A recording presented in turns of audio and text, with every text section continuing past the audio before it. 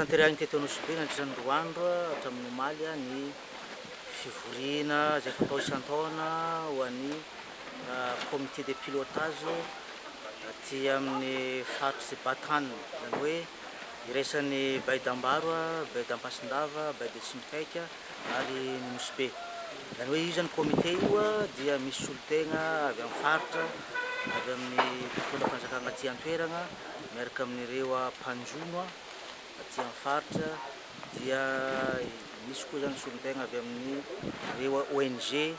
zay misehatra amin'ny ranomasiny miasa aty amin'ny faritry ny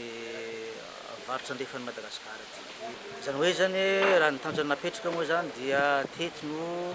nanaovana tatitra ampahabemaso ny vokatra ny asa natao mandritran'ny ray taona lasa zay, ary koa ny nametrahana ny programme n'asa vaovao ho an'ny taona manaraka. Zany hoe zany raha fihezina zany ny tatitra izay vitan'ireo ny ministera sy ny mpiara-miasa, mpiara-miombon'antoka sy ny fédération ny mpanjono dia azo lazaina hoe tsara ny vokatra satria roso ny asa. Misy ny asa zay napetraka tamin'ny taona lasa, heredité daholo ny asa tokony tanterana amin'ity taona ty satria ny dingana zay efa natao dia eo amin'ny resaka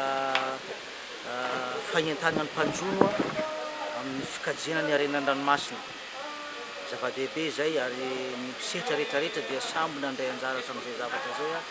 rehefa hita sorotsotra ny fahatongavan'ny sainan'ny mpanjono amin'ny mahazava-dehibe an'izay fikajiana ranomasina zay. Misy zany ny asa, ny olana zay andesana teto, iny daholo ny olana amin'ny fanatanterahana ny asa dia mbola betsaka ny ezaka ho atao satria maro karazany ny olana hita misehatra ny jono ty, manomboka aty amin'ny mpanjono dia miakatra amin'ny antanatohatra hatrany amin'ny mpanambondokatra sy nireo mpisehatra amin'izany sehatry ny jono zany. Dia napetraka zany programme n'asa vaovao izay programme n'asa mamaly ny vinany fitondram-panjakana amin'izao dia ny fikajiana maharitra, ny fitsandrahana maharitra ny harenan-dranomasina. Zany hoe zany zay fitsandrahana maharitra zay dia mitaky asa be zay, dia nisy fampizarana asa, fampizarana andraikitra manomboka amin'ireo mpanjono,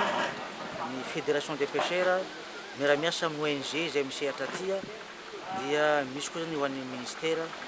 dia nisy ny fampizarana andraikitra zay mba ahafahana mifehy ny asa rehetra atao amin'ny faritra.